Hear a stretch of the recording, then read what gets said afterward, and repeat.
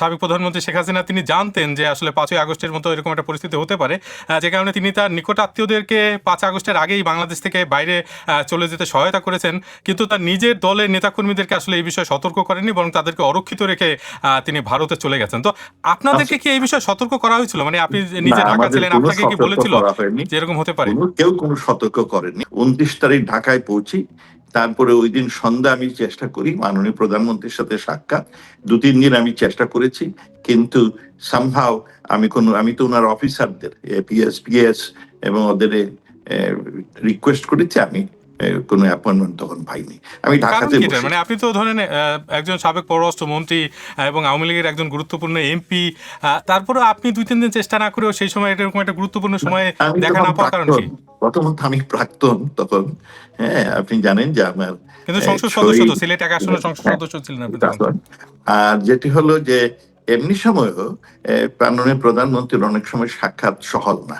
হ্যাঁ, কারণ অনেক লোকজন ঘুরে বেড়ায়, আর ওই সিকিউরিটির নাম দিয়ে ওনারা একটু বেশি কড়াকড়ি করেন আর কি, সুতরাং সমস্যা আছে। যাই হোক, সেটা বড় কথা না। আহ, আমরা ওনাকে টিভিতে দেখতেছি সব দুর্ঘটনা, বাসায় ছিলাম। Until a colonel call me few days later যে, sir, how are you, we are here to protect you. তখন আমার সহকর্মী যারা ছিলেন, তখন ওনারাও ছিলেন, তখন তারা বললেন, স্যার, আপনার তার ঠিকানা পেয়ে গেছে, আপনি এই নাম্বার টেলিফোনটা আমাদের দেন, এইটা আপনি ইউজ করবেন না, আমরা আপনাকে অন্য ফোন দেবো, আর এখান থেকে পালান।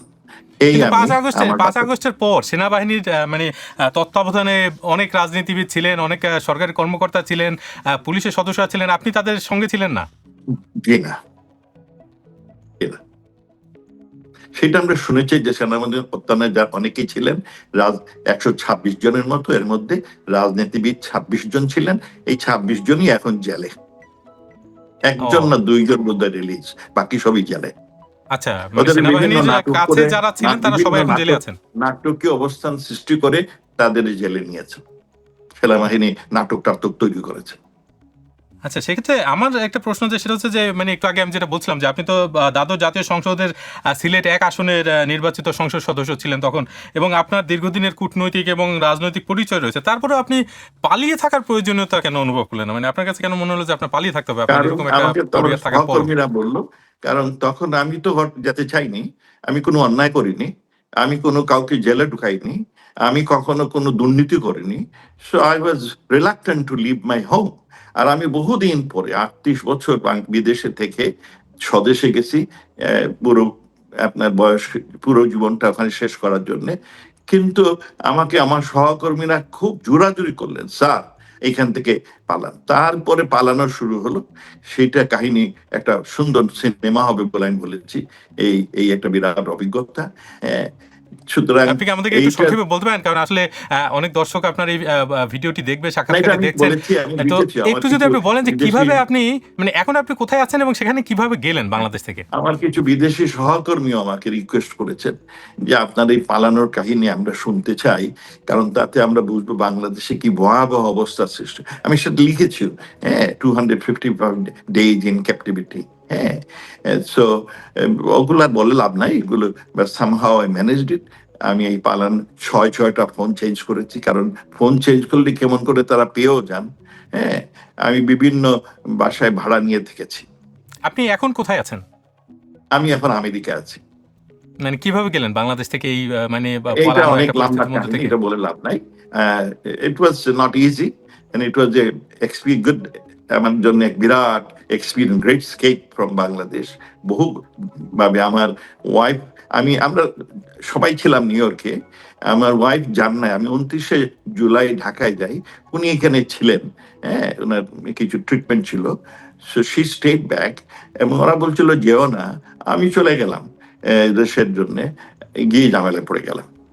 হ্যাঁ, আপনি যখন মানে পররাষ্ট্রমন্ত্রী তখন তো 2019 সালে জুলাইয়ে আপনার একটা মন্তব্য, সেটা এখনও অনেকে নানা রকম রেফারেন্স হিসেবে ব্যবহার করেন, যে বাংলাদেশ ভারত প্রসঙ্গে আপনি বলেছিলেন কোট আনকোট, দুই দেশের সম্পর্ক অত্যন্ত মধুর, এটা অনেকটা স্বামী স্ত্রীর সম্পর্কের মতো, যদিও কিছু বিষয়ে প্রায় পার্থক্য বা মতবিরোধ তৈরি হয়, তবে সেগুলো দ্রুত সমাধানও হয়ে যায়। তো এই যে আপনার একটা মধুর সম্পর্ক, আপনাকে কি ভারত সহায়তা করেছে বাংলাদেশ থেকে বের হয়ে নিউ ইয়র্ক পর্যন্ত যেতে? আপনার এই যে বক্তব্যটা, এটা আমার না, এটা আমাকে আমার নাম দিয়ে মিডিয়া প্রচার করেছেন। আমি আমি ওইটা কখনো, আমার সহকর্মী যারা ছিলেন তারা বলছেন স্যার এটা কেউ বাহবা নেওয়ার জন্য বলছে, আপনি এটার প্রোটেস্ট করেন না। তাই আমি কোনোদিন প্রোটেস্ট করিনি আর কি তখন। যাই হোক, আর এখন এটা অনেকেই ওই ওদের মিডিয়ার কারণে ওটা ছড়া হয়েছে। না, ভারত এমনিতে আমাকে বাংলাদেশি সরকারি কর্মচারীরা সহায়তা করেছেন বাংলাদেশ থেকে পালা আপনার বের হওয়ার জন্য। বাংলাদেশ থেকে বেরিয়ে আপনি কোথায় গেলেন প্রথমে? আমি ইন্ডিয়াতে গেলাম, সেইখানে বিভিন্ন জায়গায় থেকে ফাইনালি আমি নিউ ইয়র্কে এসেছি। এবং ইন্ডিয়ার বিমানবন্দর ব্যবহার করেছেন, মানে বাংলাদেশ থেকে ভারতে যাওয়ার সময় তো আর বিমানবন্দর ব্যবহার করেননি? না, পরে হ্যাঁ ইন্ডিয়ার বিমানবন্দর ব্যবহার করেছি। সেটা কিভাবে, মানে একটু যদি আপনি বলেন, কারণ ভারতে তো যে কেউ চাইলেই জাস্ট সীমান্ত অতিক্রম করে চলে যেতে পারে না, আর যদি যায়ও, যাওয়ার পরে নিশ্চয়ই ভারতের বিমানবন্দর ব্যবহার করতে পারবে না, যেটা ভারতে আপনি যাওয়ার করেছেন। পরে আমি সেইখানে বৈধতার জন্য একটা সিল লাগে, সেটা আমি সংগ্রহ করেছি। সবাই তাই করে, ইটস নট ভেরি ডিফিকাল্ট। ওইটা সংগ্রহ করার পরে এয়ারলাইন কোম্পানি আমাকে টিকিট দিয়েছে। আর আমার এই নিউ ইয়র্কে আমার ওয়াইফ, আমার মেয়ের জামাই, তারা চার্জ কার্ড দিয়ে আমার টিকিট কিনেছে। আমি তখন চলে এসেছি। এই যে মানে আমার কাছে বৈধতার যে তখন সাক্ষ্য, যে স্টাম্প যেটা লাগে, ওইটার প্রক্রিয়াটা কি, যেটা ভারতে আপনি বললেন? ওইটা আমি ডিটেল বলতে পারবো না। আমার ওখানে যারা ছিলেন তারা এটা আয়োজন করেছেন। আর যেহেতু আমার আমেরিকার ভিসা ছিল, so it was no problem. July গণঅভ্যুত্থানে মানবতা বিরোধী অপরাধের দায়ে ফাঁসির দণ্ডপ্রাপ্ত ক্ষমতাচ্যুত প্রধানমন্ত্রী শেখ হাসিনা সম্প্রতি দিল্লিতে সংবাদ সম্মেলন করার সুযোগ পাওয়ায় বেশ চটেছে বিএনপি সরকার। এমনকি আপাতত ভারত সফরে না যাওয়ার সিদ্ধান্ত নিয়েছেন প্রধানমন্ত্রী তারেক রহমান। তো এই বিষয়টি আপনি কিভাবে দেখেন? এটা অনেকটা ছেলে খেলার মতো অবস্থা। ওইটা কোনো কূটনৈতিক নিয়মে পড়ে না। হ্যাঁ, আপনার তারিক জিয়া সাহেব অনেকদিন লন্ডনে ছিলেন। আমাদের কিছু বঙ্গবন্ধুর খুনি আমেরিকা, কানাডায় ছিলেন। আমরা সেই সময় সরকারকে বলেছি, কিন্তু তাই বলে এই কন্ডিশন আমরা কখনো দেওয়ার কথা চিন্তাও করিনি। আর এটা মনে হয় একটা ছেলে খেলার মতো, যে তুমি এই করো নাই করো। হ্যাঁ, আই ডোন্ট নো, আমি এই জন্য এই নিয়ে খুব কমেন্ট করতে পারবো না। ভারত একটা গণতান্ত্রিক দেশ, ওখানে সংবাদ মাধ্যমের স্বাধীনতা আছে। হ্যাঁ, আমরা সেটা বহু বছর ধরে দেখছি। এবং এইটা একটা private group, federation of foreign correspondence association, FCC বলে বোধহয়, তারা আয়োজন করেছে।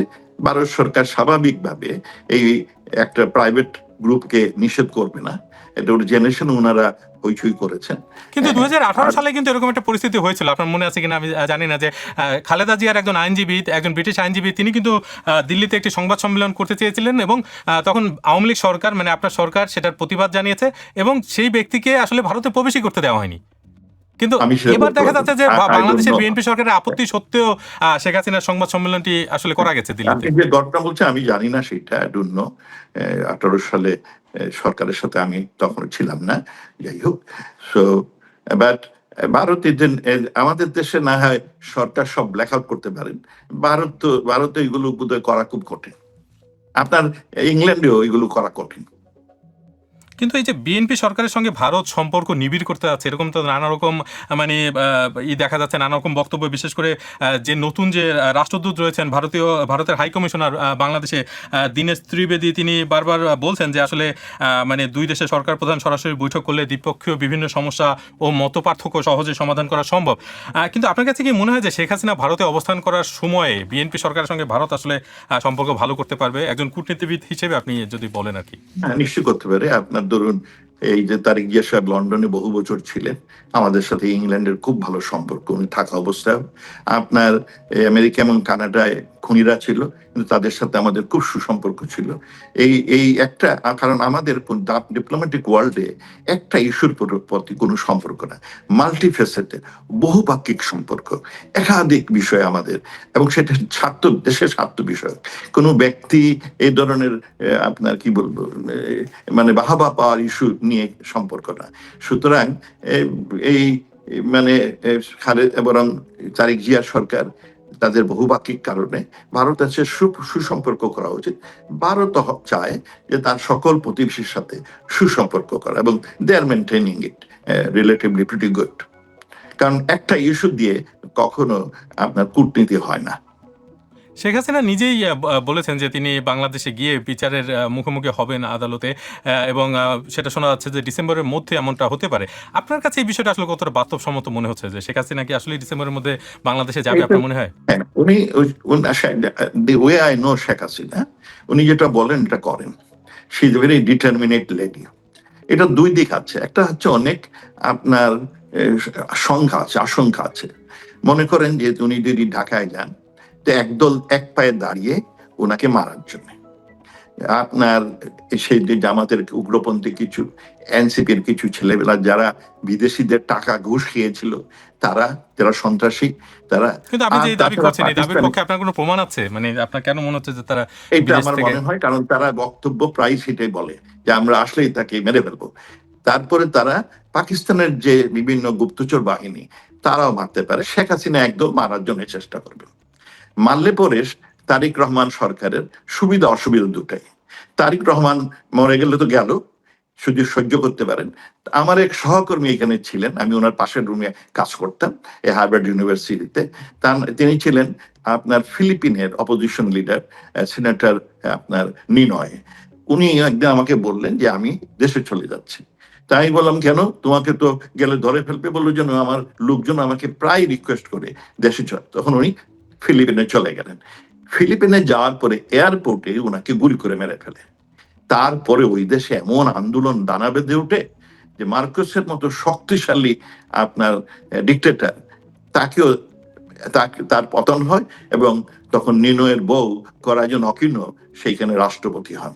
তো এইটা একটা দিক। সুতরাং আপনার তারেক জিয়া রহমান সরকার শেখ হাসিনাকে জীবিত রাখতে চাইবেন, কারণ নতুবা কি সমস্যা হয়, এটা বিরাট সমস্যা হতে পারে। আরেকটি হচ্ছে যে আহ, সরকারের জন্য এটা কঠিন হয়েছে। সরকার চাইবে যে তাকে জেলে নিয়ে তাদের বিচারের কাঠগড়ায় দাঁড় করাবে। তো এগুলো তো লম্বা ইস্যু।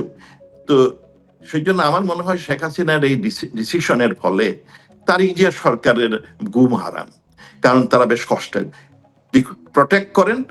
তাহলে আপনার কিছুদিন দেশে থাকলে আন্দোলন দানা বেঁধে আসবে। আর যদি প্রটেক্ট না করেন, মেরে ফেলেন, তাহলে কিন্তু তাৎক্ষণিক আন্দোলন হয়ে বদনাম নিয়ে ওনার সরকারের হয়তো শেষ। আমরা চাই উনি অনেকদিন থাকুক, সরকারে থাকুক।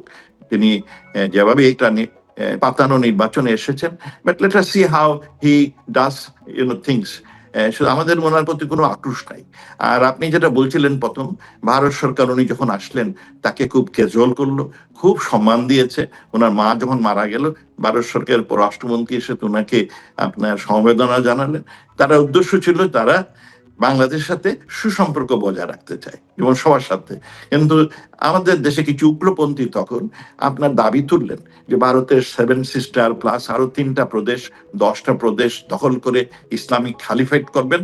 ওনাদের কিন্তু প্রচারণা এখন কিন্তু এই দাবিটা কে করেছে? আপনি যে এটা যে বললেন, এই দাবিটা কে করেছে? মানে সোশ্যাল এই মিডিয়াতে তথ্যগুলো আপনি আসলে কোথা থেকে পান? আমরা সোশ্যাল মিডিয়াতে দেখছি, সোশ্যাল মিডিয়াতে তো আমরা প্রচুর ম্যাপ ফেক নিউজও দেখেছি। ছড়ায়। মানে আপনি কি কোনো অথেন্টিক কোনো সোর্স থেকে পান এগুলো, এই ধরনের কথা? এগুলো বিভিন্ন সোর্স থেকে আমরা পাই, এবং অথেন্টিক সোর্সও অনেকগুলো আমার এই পাওয়া জায়গায় যায়। আসলে আরেকটা প্রশ্ন আছে আপনার, সেটা হচ্ছে শেখ হাসিনা যদি সিদ্ধান্ত নেন যে ডিসেম্বরে ফিরে যাবেন, আপনিও কি তার সঙ্গে যুক্ত হবেন? আপনিও কি ডিসেম্বরে ফিরবেন তার শেখ সঙ্গে? হাসিনা যদি দেশে ফিরে আসেন আর তার যদি মৃত্যু হয়, তাহলে তিনি তো আপনার অমরত্ব লাভ করে ফেলবেন। আর ভারতে যদি ওনার মৃত্যু, কারণ আমাদের প্রত্যেকের মৃত্যু হবে, আর ওনারও বয়স হয়েছে, সুতরাং মৃত্যু তো হবে একদিন। বিদেশে মাটিতে মৃত্যু হলে এক ধরনের, স্বদেশের মাটিতে মৃত্যু হলে অনেক অনেক আপনার অমরত্ব লাভ করার সম্ভাবনা আছে। সুতরাং শিখেন গো। এবং আমার মনে হয় যে তখন বিভিন্ন লোকজনও যাতে এরকম লোকরে না মারা হয়, কারণ দেশে একটা তো অরাজকতা, এই অরাজকতা যদি, কারণ তারিক জিয়া সাহেব চাইবেন দেশের স্থিতিশীলতা হোক, তারিক জিয়া চাইবেন সেটা দেশে বুঝতে পারছি, আপনি ইতিমধ্যে এটা বলেছেন। আমার প্রশ্ন হ্যাঁ, ছিল যে শেখ হাসিনা যদি ফেরেন, আপনিও কি তার সঙ্গে ফিরবেন কিনা? আমি জানি যে আমাদের সহকর্মী অনেকেই, হ্যাঁ, আমি জানি না কে কে ফিরবে, অনেকেই তখন স্বদেশে ফিরবে, হ্যাঁ, এবং তারা গিয়ে সারেন্ডার করবে। একজন দর্শকের একটি প্রশ্ন নেই, তার নাম আয়েশা আক্তার, তিনি একজন পেশাজীবী। পররাষ্ট্রনীতির ক্ষেত্রে তো বিষয়টি এমন যে দুটো দল নয়, দুটো দেশের মধ্যে সম্পর্ক থাকবে, পারস্পরিক সম্পর্ক। কিন্তু আপনাদের পরিপ্রেক্ষিতে যেটি হলো সেটি হচ্ছে জনগণের ভাষ্যমতে দুটি দল হয়েছে, দুটি দেশ কিন্তু একত্র হয়নি, দুটি দল কিন্তু সম্পর্ক গঠন করেছে। এই বিষয়টি কেন হয়েছে বা কেন আপনাদের দিক থেকে এই বিষয়টি কেন দৃশ্যমান হলো? জি না, এটা একেবারে অবান্তর চিন্তা ভাবনা। আমরা দেশের সাথে আমরা যতগুলো সম্পর্ক, কারণ বাংলাদেশের জিও স্ট্র্যাটেজিক পজিশনটা খুব ইম্পর্টেন্ট। আর বিশেষ করে আমার দেশের অবস্থা, আমার দেশে প্রতি বছর প্রায় 21 লক্ষ নতুন ছেলেপেলে চাকরির জন্য আসে। আমার একমাত্র প্রোডাক্ট হচ্ছে গিয়ে গার্মেন্ট। আমি চাই আমার গার্মেন্ট দুনিয়ার সব দেশে বিক্রি হবে।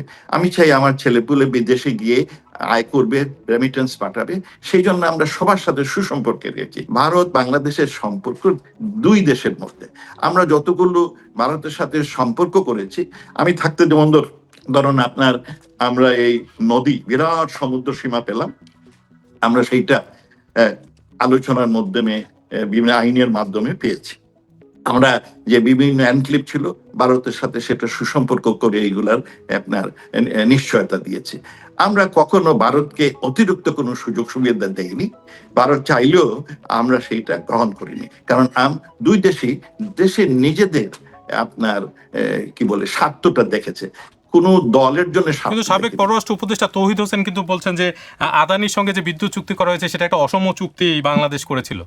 আপনি যারা বিদ্যুতের সাথে সম্পর্কিত, আমি যেটা শুনেছি তাদের কাছ থেকে, আমি তার সাথে আমি শুনেছি যে বাংলাদেশে বিদ্যুৎ তৈরি করতে যে ধরনের ইনভেস্টমেন্ট দরকার সেই ধরনের তখন ছিল না, এবং ইনভেস্টর আসলে পরে শুধু সে যে ইনভেস্ট করলো এমন না, তার কাছ থেকে যদি কিনতে হয় অনেক টাকায় কিনতে হয়। সেই দিক থেকে বড় আদানি কোম্পানি তারা সস্তা এবং সহজে দিয়েছে।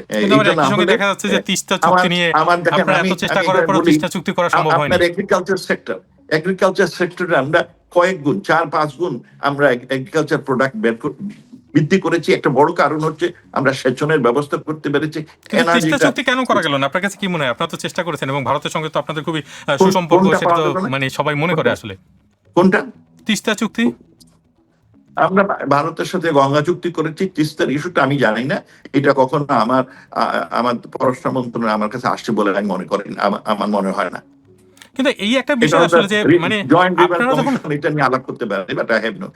আর এইগুলো শুনেন, এই সরকার থাকলে যে হয় না, এগুলো আমাদের দেশে একটা ব্যুরোক্রেটিক সিস্টেম আছে, তার মাধ্যমে এইগুলো এজেন্ডা গুলো আসে এবং ওইগুলো নিয়েই আমরা যেটা ফ্যাসিলিটেট করি, জয়েন্ট ডিমান্ড কমিশনের মিটিংটা আমরা হয়তো আয়োজন করার চেষ্টা করি। But it when the technical people meets, they find out the priorities, কোনটা তারা কি করবে না করবে। আচ্ছা, এই যে বিষয়টা মানে অনেকেই বাংলাদেশে তো এরকম একটা মানে ধারণা তৈরি হয়ে আছে যে ভারতের সঙ্গে আওয়ামী লীগের সম্পর্ক খুবই ভালো, এবং বিশেষ করে যখন আওয়ামী লীগ সরকার ক্ষমতায় ছিল তখন আন্তর্জাতিক স্তরের বিষয়টা কি আপনার কখনো মনে হয়েছে, আপনি যখন পররাষ্ট্রমন্ত্রী ছিলেন, যে আসলে এই যে ভারতের সঙ্গে আপনাদের যে সম্পর্ক, এই সম্পর্কের কারণে পশ্চিমা বিভিন্ন দেশের সঙ্গে আসলে আপনাদের সম্পর্কটা সেরকম ঠিকঠাকভাবে রাখা যায়নি, বিশেষ করে গুম, বিচার বহির্ভূত হত্যাকাণ্ড, মানবাধিকার লঙ্ঘনের মতো ইস্যুগুলোতে পশ্চিমা দেশগুলো যে একটা মানে অস্বস্তি বা একটা উদ্বেগ জানিয়েছিল, সেই উদ্বেগ আসলে আপনারা শেষ পর্যন্ত আমাদের কাছে উদ্বেগ জানায়নি। আপনার এই যে গুম, এগুলোর তো ঘটনা বায়ান আমরা এখন বানোয়ার তথ্য শুনছি। যুক্তরাষ্ট্র তো মানে আপনাদের সময় একটা নিষেধাজ্ঞা দিয়েছিল র্যাবের উপরে। সময় মার্কিন যুক্তরাষ্ট্র না, ইউএন এর অর্গানাইজেশন কিছু রিপোর্টিয়া আমাদের সর্বমোট 79 জন গুম হয়েছে বলে বলেছিলেন। তখন আমি মার্কিন রাষ্ট্রদূতের সাথে আলাপ করেছিলাম। মার্কিন রাষ্ট্রদূত তখন বিশেষ করে 2 জনের গুম নিয়ে দেশে হইচই শুরু হয়। এক হলো ফরহাদ মাজহার, যে আপনার ফরিদার স্বামী, যিনি পরে অ্যাডভাইজার ছিলেন, তার গুম নিয়ে, কারণ উনি আওয়ামী লীগ ঘরানার লোক ওনাকে খুব পছন্দ করে। আর আরেকজন হচ্ছেন গিয়ে আমাদের এই এনার্জি স্টেট মিনিস্টার সাহেবের আপনার একটা ফ্যাক্টরিতে চাকরি করতেন, রিজওয়ানা হাসান, সৈয়দ রিজওয়ানা হাসানের বর।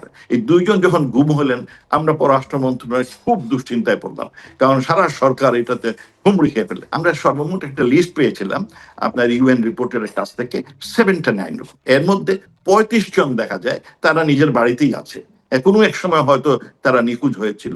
কিন্তু এগুলো প্রচারণাটা খুব বাড়িয়েছে নিউনসর আর আপনার এই আপনার এরা প্রচারণা করেছেন সরকারকে ডাউন করার জন্য।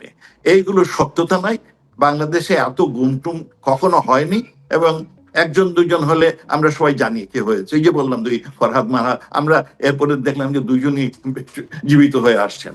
হ্যাঁ, সো ওগুলোর বয়ানটা একটু বেশি।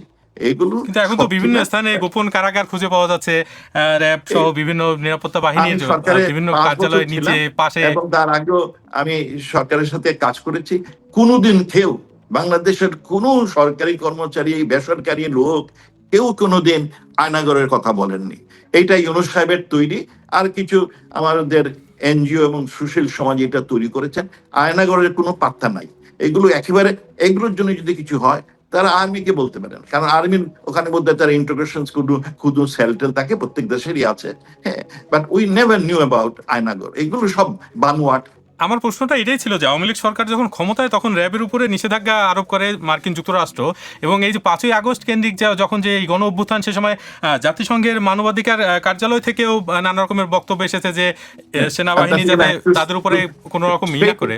আপনার আপনার র্যাবটা তৈরি হয় আপনার খালেদা জিয়ার সময়, তারপরে র্যাব আপনার বহু লোক মেরে ফেলে এবং জনগণ অনেকে খুশি হয় জন্য কিছু সন্ত্রাসীদের ওরা মেরে ফেলে।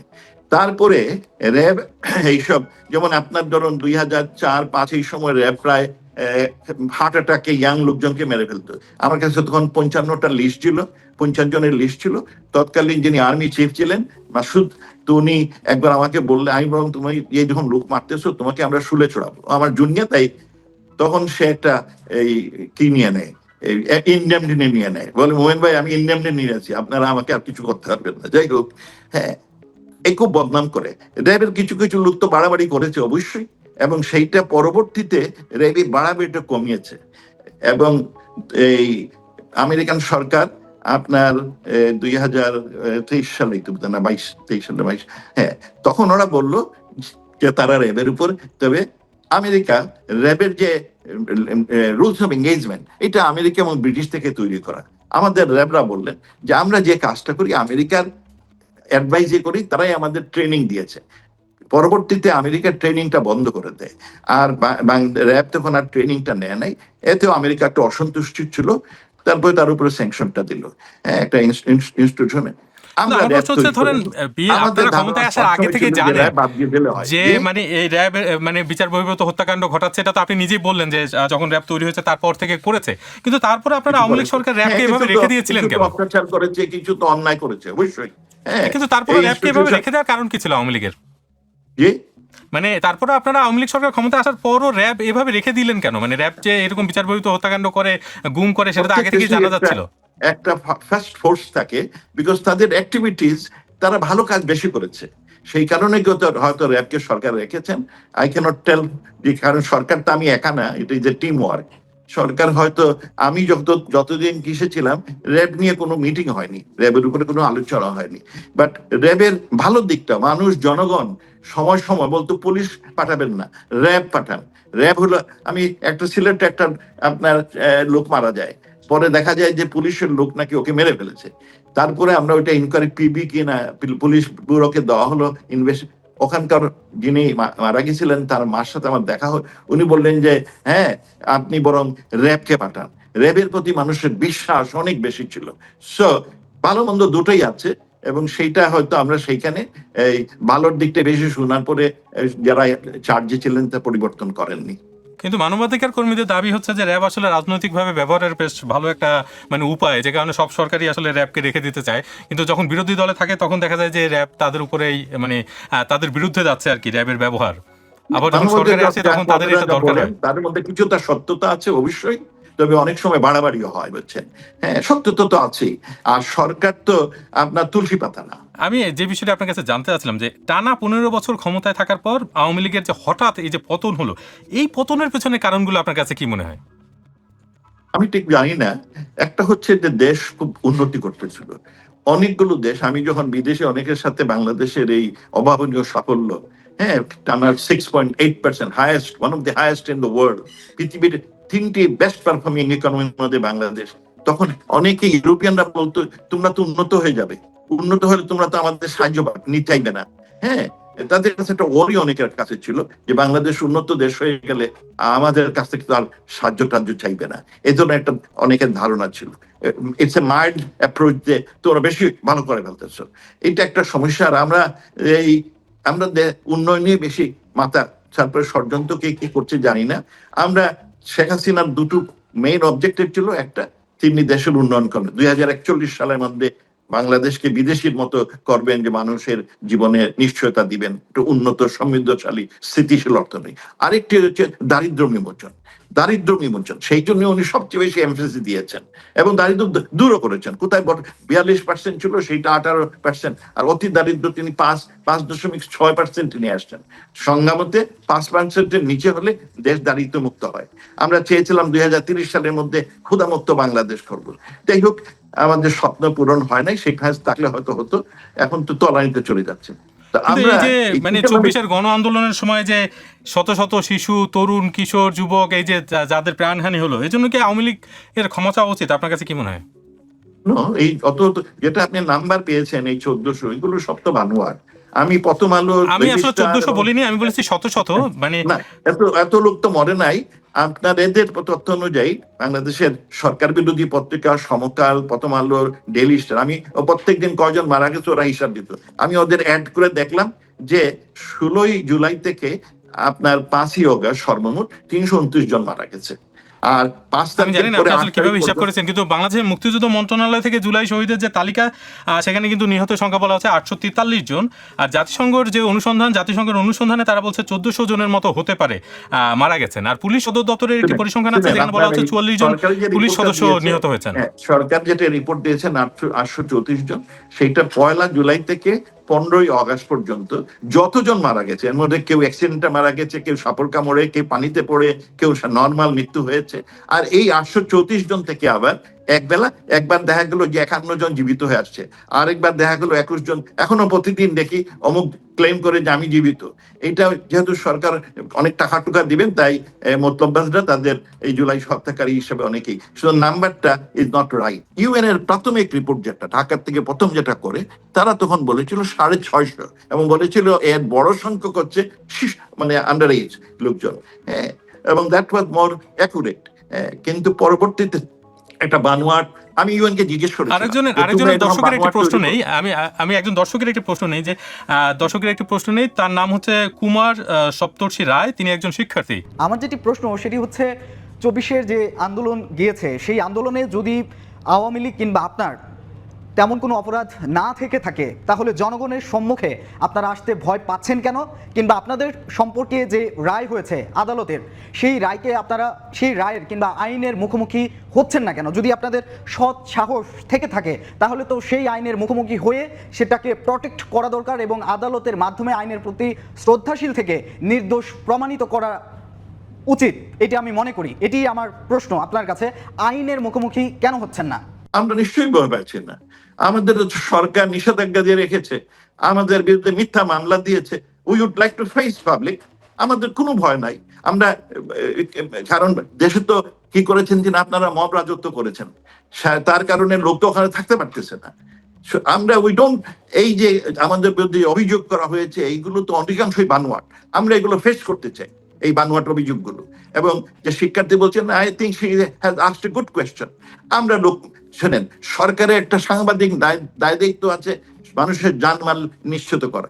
হ্যাঁ, পুলিশের জন্য নিয়োগ করা হয়েছে। It is a responsibility of the government to safeguard the both public as well as private properties and individuals. সেটা সরকার করেছে এবং ন্যায়সঙ্গতভাবে করেছে। সেইখানে যে মারা গেছে অধিকাংশ লোক সরকারি না, বেসরকারি ভাবে হায়ার্ড গুনস দিয়ে মারানো হয়েছে। এটা আমরা বিশ্বাস করি। সুতরাং we are ready to face this music. আমরা এই জন্য একটা ইন্ডিপেন্ডেন্ট কমিশন প্রতিষ্ঠা করেছিলাম। আমরা এখনো দাবি করি there should be reinvestigation of all the deaths. যেই আপনার যতগুলো মৃত্যু হয়েছে প্রত্যেকটা বের তুলে তাদের পরীক্ষা করে দরকার কিভাবে ওরা মারা গেল, and then the fact will come out and people will welcome us. আমরা একটা জরিপ করেছিলাম ইউটিউবে। সেখানে প্রশ্ন ছিল যে, প্রিয় দর্শক, আওয়ামী লীগের সাংগঠনিক কার্যক্রমে নিষেধাজ্ঞা আপনি কি সমর্থন করেন? জরিপে অংশ নেওয়াদের মধ্যে 75%ই বলছেন যে তারা এটা সমর্থন করেন। এই বিষয়টা আপনি কিভাবে দেখেন?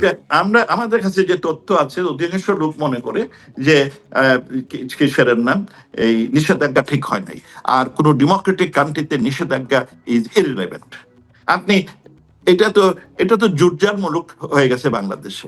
হ্যাঁ, এটা আর্মির ব্যাকিং এ এটা জুরজার একটা সন্ত্রাসী লোক এটা কাজ করতেছে। আর অবশ্য কিছু বিদেশিরা নাকি এর সাথে, বিদেশিরা তো সবসময় বাহাবা দিবে, দেশের ক্ষতি হলে তারা তো ভালো অবস্থানে থাকবে। আপনি তাদের উপর আওয়ামী লীগের ভবিষ্যৎ আপনার কাছে কি মনে হচ্ছে? বা আওয়ামী লীগটা হচ্ছে কি? আওয়ামী লীগ হচ্ছে মানুষের অভিব্যক্তির প্রকাশ, মানুষের স্পন্দন। যতদিন দুনিয়াতে মানুষের আশা আকাঙ্ক্ষা থাকবে, আপনার অধিকার আদায়ের সংগ্রাম থাকবে, আওয়ামী লীগ টিকে থাকবে। শুধু আওয়ামী লীগের ভবিষ্যৎ ভালো। দিনে দিনে দেশে যে অন্যায় হচ্ছে, অবিচার হচ্ছে, অর্থনৈতিক মন্দা দেখা দিচ্ছে, দেউলিয়া হয়ে যাচ্ছে, তার ফলে মানুষের মধ্যে অসন্তোষ সৃষ্টি হবে। তখন মানুষ আবার এই তাদের অধিকার আদায়ের জন্য সংগ্রাম, তাতে আওয়ামী লীগ পুনর্জীবিত হবে। সর্বশেষ প্রশ্ন আপনার কাছে যে বাংলাদেশের 23তম প্রেসিডেন্ট নির্বাচিত হয় মির্জা ফখরুল ইসলাম আলমগীরকে অভিনন্দন জানিয়েছেন আপনি, এটা কি আপনার ব্যক্তিগত অবস্থান নাকি দলীয়? আমার ব্যক্তিত্ব, আমি দলীয় নিয়ে, ফখরুল আমার বন্ধু, আমরা ব্যাচমেট, একসাথে খুব ঘনিষ্ঠ আমরা, সেই তাই তাকে আমরা উই ভেরি হ্যাপি যে সে এবং সে বেশ কষ্ট করেছে। কিন্তু আপনার এই যে বন্ধু, আপনি যাকে বন্ধু বলছেন, আওয়ামী লীগ যখন ক্ষমতায়, আপনি যখন এমপি, আপনি যখন পররাষ্ট্রমন্ত্রী, তখন আপনার এই বন্ধু 11 বার কারাবরণ করেছেন, 3.5 বছর জেল খেটেছেন এবং তার বিরুদ্ধে শতাধিক মামলা করা হয়েছে এই আপনার আওয়ামী লীগ সরকারের সময়। তা আপনার বন্ধু তখন আপনি কোথায় ছিলেন আর কি, মানে তখন আপনি আপনার বন্ধুকে সহায়তা আমি করেছেন? তখন সরকারকে বলেছি যে সব রাজনীতিবিদদের বিরুদ্ধে আপনার, কারণ I know him is a good guy, তখন আমাকে বলা হয়েছে না হচ্ছে হুকুমের আসামি, আমাকে তখন বলা হয়েছে, তাদের কাছে ভিডিও আছে যে ও হুকুম দিয়েছে। So it was they have their evidence, but I raise my voice. Deutsche ভ্যালিকে এই সাক্ষাৎকার দেয়, আপনাকে অসংখ্য ধন্যবাদ।